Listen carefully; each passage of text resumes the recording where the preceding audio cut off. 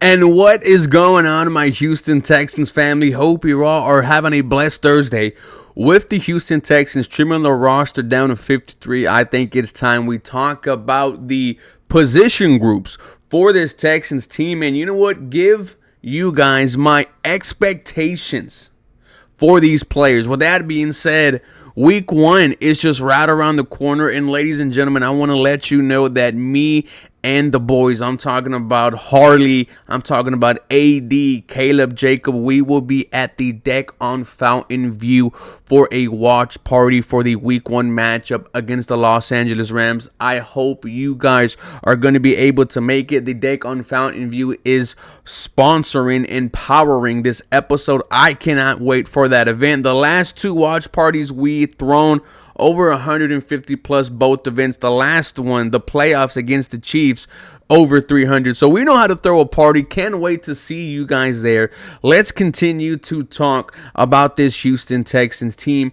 And the first position group I want to bring up, and let's first talk about the 2025 wide receiver group for the Houston Texans. Now, at the very top of the list, it's number 12. It's Nico Collins, the best wide receiver in the NFL when healthy. Yes, you heard me say that. He appeared in 12 games last year, 1,006 yards, 7 touchdowns, and a Pro Bowl nomination. You know, I think the main thing for Nico Collins and pretty much the rest of this wide receiving core is health. I don't think Nico Collins has played a full season. When he was playing last year and he was on the pace that he was, 2,000 yards seemed like a realistic goal for Nico Collins. And then we know the hamstring injury took him out for about a month and some change. That being said, Nico Collins, if healthy, I once again expect him to be one of the best wide receivers in the NFL. I expect him to kind of transition into that dominant type of wide receiver, that wide receiver where you just have no answer for. I am excited for Nico Collins. I think he's going to have another strong year. Does he have his third 1,000-yard season in a row? I'm going to go ahead and say yes. The second wide receiver on this list, and I think he's going to be your number 2 wide receiver, and that is Christian Kirk. And the same way I said Nico, the same way I talk about Christian Kirk, please stay healthy. The last time Christian Kirk was healthy, it was his first year with the Jacksonville Jaguars. 84 reception, 1,108 yards, 8 touchdowns. He looked like a top 20 wide receiver.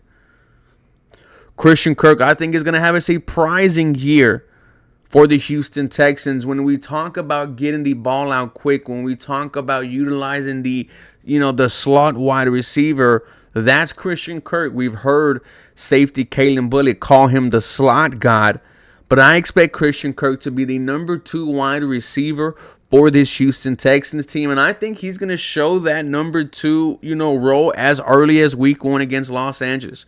I think he's going to have some big plays. I think we're going to say, wow, I cannot believe we got Christian Kirk for only a 7th round pick. Your wide receiver 3, and shout out to him for surviving and being here for the last couple of years, but Xavier Hutchinson, I think, is going to be your wide receiver 3 in his stats last year. Now, he appeared in 16 games, but just 12 receptions, 117 yards, no tutties, has yet to score a touchdown in his NFL career. Look, those aren't wide receiver 3 numbers, and I am giving him the nod right now just because he is now the quote-unquote veteran in that wide receiver group. He has a leg ahead against the 2 rookies, and we'll talk about them later.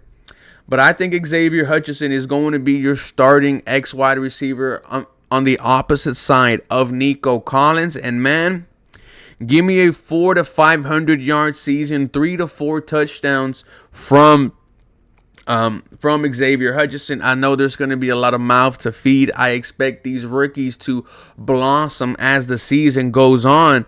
But Xavier Hutchinson, if anyone is going to make a name for himself, it's going to be him. Your wide receiver 4. I think it is going to be, it's tricky here because if you go based off of last year, I look at Braxton Berrios. Now, is he your wide receiver 4? I don't know. I'm leaning more towards one of the rookies, but let's talk about these two veterans right here. With Braxton Berrios, you're mainly thinking about the special teams aspect because he was a former All-Pro with the New York Jets, and he's looked good returning the football here in Houston in the preseason. He was in that slot role, looked good, had a touchdown against the Minnesota Vikings. So I'm excited to see what Braxton Berrios could potentially bring here, but I think he is going to be your wide receiver 4, on the depth chart at the start of week 1. 5, I'll give it to Justin Watson. And Justin Watson, he's going to give you 1, maybe 2 catches a game, but they're going to be crucial. One thing I love about Justin Watson is the fact that he has playoff experience. He has Super Bowl experience. Believe it or not, he knows what it takes to get there. Now, I just expect Justin Watson to be that, that kind of savior role, that backup role where we look back and say, those 1 or 2 catches a game from Justin Watson were very impactful. Now, your young 2 rookie wide receivers out of the same college, Jaden Higgins, what I expect for him is to, first start off earning his reps, right? Like I said, I think Xavier Hutchinson is going to be the starting outside wide receiver next to Nico Collins. But by middle of the season, I expect to see Jaden Higgins start to take reps away from Hutchinson. And then as soon as we get into the playoffs, it's Nico Collins and Jaden Higgins show. It's the Twin Towers, and see these 2 boys go to work. Not that Xavier Hutchinson is that much shorter than Jaden Higgins, but, dude, Twin Towers between Nico and Higgins.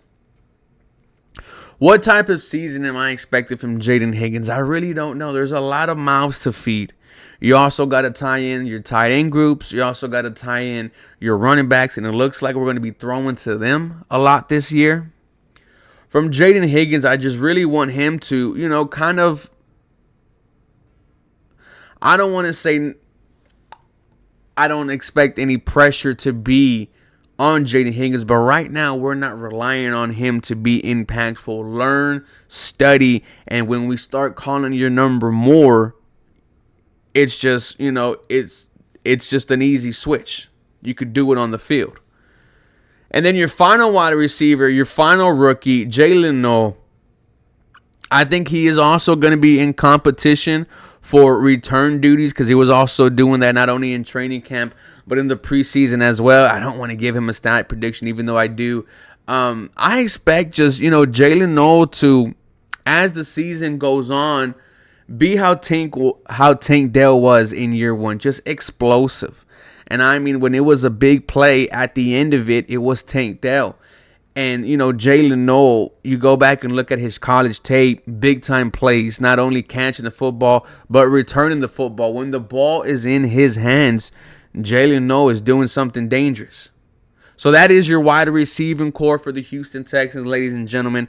It goes Nico Collins, Christian Kirk, Braxton Berrios, Xavier Hutchinson, Jaden Higgins, Jalen Noel, Justin Watson.